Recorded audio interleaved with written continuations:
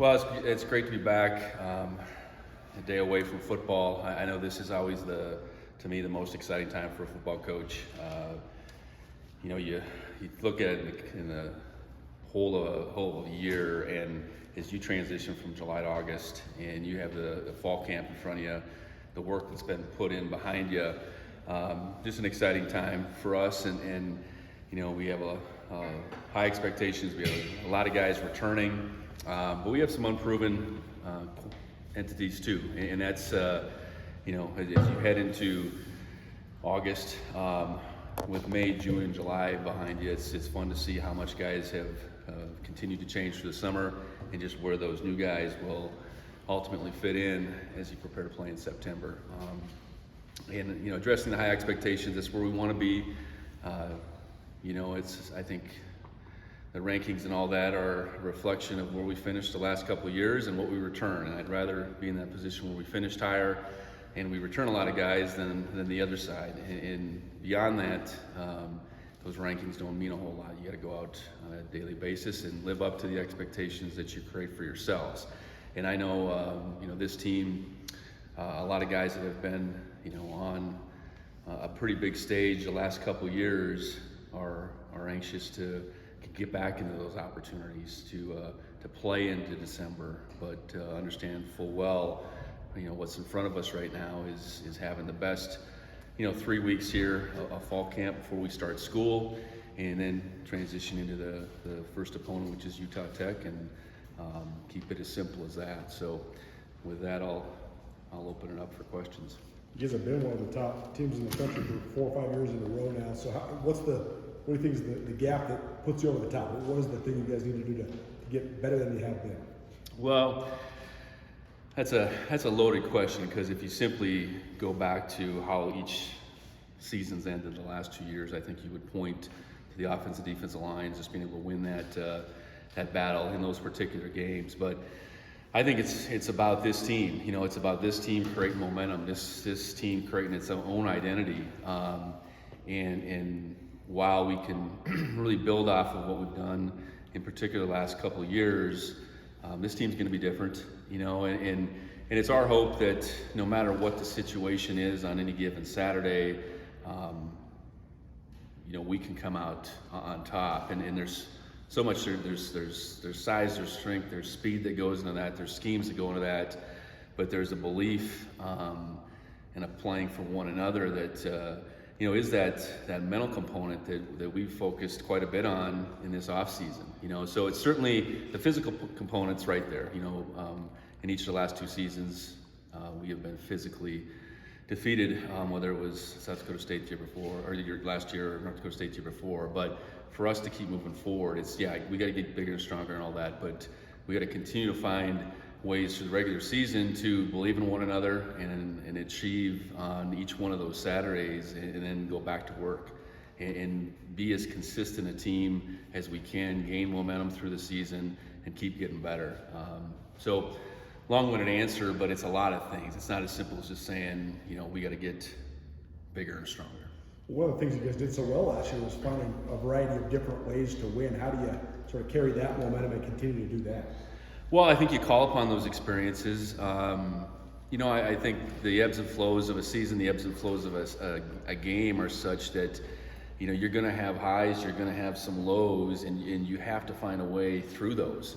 You can't, get so ahead of yourself because you got this lead that you put the brakes on, nor can you get so down in the dumps because all of a sudden you got a deficit. You got to believe in one another, look to the guy each way, and figure it out within each of those situations. So continue to preach it, I guess, just what we're playing for. And when you're playing for something greater than yourself, there's a lot of power in that. How has Brendan Hall looked so far in the limited time that he's been here? Very good. Yeah, he's I think everything we thought as far as his leg strength. So, kicking off, he has experience in games kicking off for 2 seasons, and what I've seen, that looks every bit as impressive as we thought it would. And I think from a punting perspective, which he punted 2 years ago at SMU, that's been very impressive. We haven't gone through the the place kicking aspect a whole lot. I've seen him do it, but I mean that comes into play much more when you can put 21 other guys out there and you can put some pressure on and you have to execute the whole operation. But feel really pleased with not only what he's been able to show us physically, but then also who he is as a person. Very determined young man, and very much about the craft of specialists, kicking, punting. And in his case, he's doing 3 different things. It's not just 2. So excited to see what he can do kind of on a day-to-day basis here. So there's a chance he could start at place kicker? Well, he's definitely vying for that. Yeah, absolutely. Is he the tallest player you've ever coached? Boy, that's a good question. I think he'd be right up there. I know when we had him here for a spring practice, and I think everybody thought he was a basketball recruit, so he certainly fits that bill, but he's a long-levered kicker and punter, I know that. When talking about the mental component, I guess, is there anything you guys have emphasized over the summer, and I guess continue to emphasize as fall camp gets going? Yeah, it goes all the way back to January. I think one of the things I really appreciate about Sean Heron, he's not just lived on the physical side, he's really dove in, because he's around those guys every day, and he went through he created a plan and went through it on a daily basis to touch on a mental aspect, working through adversity, coming together as a team, how you handle the different things that come your way, which we can control is how we respond. And that was a concerted effort by him. So that's where it started. Our CATS Council, which is our leadership group, has went into a full form as far as studying that even further, going through book study and leadership training, and then taking that to the team. So there's certainly some practical pieces to that, but there's the organic piece to leadership and mental training that can happen kind of on a daily basis in the weight room, on the practice field, and ultimately then on the game field. So our guys have been deliberate about it. I think it's important that our leadership group identifies where we're at as far as maybe the deficiency and continues to push forward. Who's in that leadership group this year? We have 15 guys on it, and it's made up of a representative from at least each position group, and then each class, with the exception of the freshmen. I can rattle them off. I could get you that, but it's a representative. It's not just seniors; it's seniors, juniors, and we have the good fortune. We have a lot of 5th and 6th year guys, so a lot of guys that have been around through quite a bit, and they've certainly lived the last couple of seasons on the field, but the preceding 2 years of not playing and redshirting or being a part of the 19 season and the success there. So, a lot of guys that have seen quite a bit in their time here, have seen how the leadership side should go. The great leaders we've had the last couple of years in particular, and made it their own. Now that it's the sort of narrative of a program transition is sort of behind us now, that it's year 3. So have you seen leadership change in that element with guys that are now older but have been in your program for several years? Yeah, I think so. I think anytime you transition, there's a different way of doing things in some aspect, not all aspects, but some. And the biggest thing I would probably point to is how our off season is with Coach Heron, because he was new right before I was new, and how we practice in spring and fall. And yeah, so I think they understand the approach we're taking on both why we're doing it, and they're able to, I think, articulate that to the younger players differently than it would have been 2 years ago or even last year. And I think just getting used to a coaching staff in general, about how we lead. We want to be coach-led but player-driven, and I think this group really gets that. And it's just every year you go along, you hope that everybody involved understands what you're trying to do a little bit better each year, and I'd say that's the case. What are your expectations for that running back room heading into fall camp? I know that Julius Davis obviously was an off-season addition. Mm-hmm. Well, we're starting today with a better situation for depth than we were a year ago. I know that.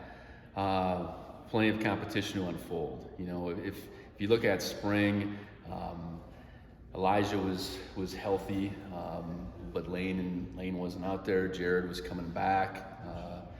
We were still running Marquis at running back a little bit.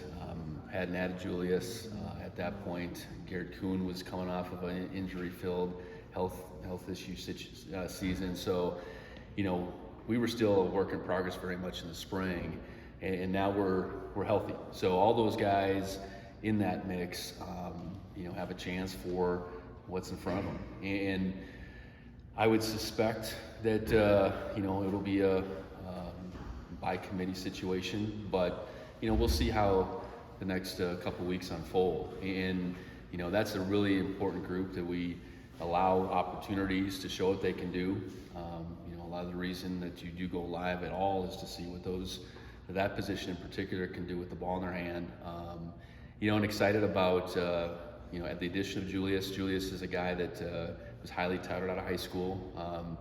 Had a injury as senior in high school. That just kind of slowed things down for him. And at the same time he gets there, Jonathan Taylor's there, Braylon Allen's out, and ends up there, and he ends up on the outside looking in. And fortunate that Coach Johnson was here, because I think there was a trust in their relationship both ways, that Julius would, be able to come here, go after it, not assume anything, and see how it all unfolds. So.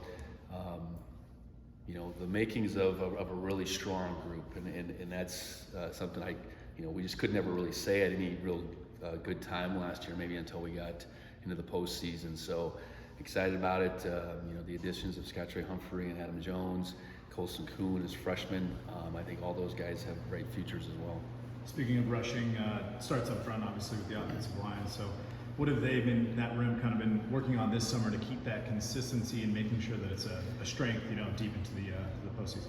Yeah, you don't graduate anybody that played, but you have a new coach, and I think that was the big transition, or a big transition from January through the end of the semester, and really felt good about how that unfolded. They gravitated Coach Johnson very well. I think he came in and really listened to them and learned from them as well. And that's how collaborative that has to be. So where do we move? Where we go moving forward? I think all those guys are that much more experienced. They've had another off season in the weight room, and there's plenty of competition. Because outside the 7 guys that played, Titan Fleischman hasn't played much yet, but he's a guy we know that will factor in. Connor Moore is a guy that's played just a little bit. We know he'll factor in. So, that's really exciting. The one injury of note right now that did pop up in the summer is Cole Sane. Cole had got hurt last fall at Northern Colorado, if you remember. It was an injury he was able to come back from later during the season, but he re-injured it this summer and has had a surgery that will probably take him out for this season. So you take Cole out, but nonetheless, I think we got a lot of guys that are hungry. And really honing in on what they do well. So I know last year that was highlighting their athleticism, and we did that with the outside zone game probably in particular. So my hope is this year that beyond that we can be a little bit more powerful when we need to. We can pass block maybe at a higher rate than we did last year, and just expand maybe within the scope of what they do well, so we can do more on offense. I guess speaking of Cole, what does the injury outlook look like heading into fall camp? Yeah, so Cole, and that's been a pretty recent development, just with the length of time, I guess, for him. In addition, Taco Dollar got hurt during spring, did have a shoulder surgery at the beginning of May. So his return is going to be there at some point. When exactly? I don't want to pinpoint that right now, but there's going to be an opportunity for Taco to return, and Taco that's a definite loss. He was such a stabilizing force in the punt return game last year, and that he was continuing to come along as far as his contribution on the offense. So, unfortunate it happened. He'll miss some time, but he's got a bright future ahead of him beyond this year. But I do think there's going to be absolutely an opportunity for him to come back sometime this season. And I guess, looking at that receiver group still, you got Ty, bring in Ty and Junior, and I guess looking at that group now without Taco for however long that is, what expectations for that group? I think high expectations. I know you start with returning Cleveland. That was not something we had planned on necessarily, but then he's able to, get his seventh year of college football, which is crazy enough. But there's more than him out there in the college football world right now. And it was neat to see. It wasn't a matter of us having to say, hey, come back. He saw it as that season went along, and his feeling of his role growing, but more so just what it felt like to really be part of our program and part of this team, and he wanted more of that. So we moved him to the outside at the tail end a little bit more, and then we made that full scale in the spring. So expect him to have a big year. Ty McCullough brings an element of speed that I don't think we've had. Ty can flat out run, and there was glimpses of that in the spring, but he's had a real good summer, and look for him to be able to stretch the field. Junior Alexander is this bigger bodied guy that really has a good feel inside. So excited about what he brings. The one that's had been here that I think has really made some strides is Christian Anaya. Christian had the big spring game, or the spring game at least, where you said, okay, that's what we're looking for. And then he's followed it up with a really good summer. And it doesn't end there. I know Marquis will go back out to receiver now and be able to, sort of a dual role. We got to find ways to get the ball in his hands, and doing it in part from the receiver position will be part of our start. So I think we got more playmaking ability this time than we maybe did last year. Getting Taco back will be great at some point, but feel really good about that group. And again, I like the running back position. There's things that will need to unfold here in the next few weeks. And Marquis full-time receiver, at least at this point? Well, I think he's going to be classified as a receiver. He's a jack of all trades. I think, how much teams will kick to him, I don't know, but that'll provide opportunities there to touch the ball. And then we got to find ways offensively, whether it's lining him up in the backfield, out at receiver, bringing him in motion just to get him the ball. And it's good. He was able to get a little bit more of a foundation running back wise in the spring to add to the receiver, and just to try and make him as multifaceted as we can. Is he going to punt return, or is somebody else? I think the punt return position is up for grabs. I know Ty McCullough's got some experience. Marquis really worked at it, and I think that's something that will have to play out. There's dependability and trust beyond just the explosive nature that you're looking for in that position. That's such a big swing, just the guy's willingness to go feel the ball and be able to judge a ball, and whoever probably does that the best will get the job, versus just who's the flat explosive, most explosive when they do catch it. And just to confirm, Kagan's no longer with the program as a yeah. retired. So Kagan's injury ended up being career-ending. So that was a really unfortunate deal. I know we had hope with the surgery that he had that he would get to go ahead in the spring, and it just it didn't make sense. And it was unfortunate because I know he really wanted to cap his college career out here, but we had to remind him that, on the front end of coming here, he had a really good college career, and sometimes it just doesn't happen how you want it to. So appreciate him coming here and really trying to go after it, but it didn't work out. Is he going to kind of stick with the team this fall still? Or No, so he's done with us, moved on with things. There's some caveats beyond your fifth year as far as coaching, and he doesn't fit that bill. He wasn't going to be in grad school. You have to be in grad school to fit that post 5 year those requirements to be a coach.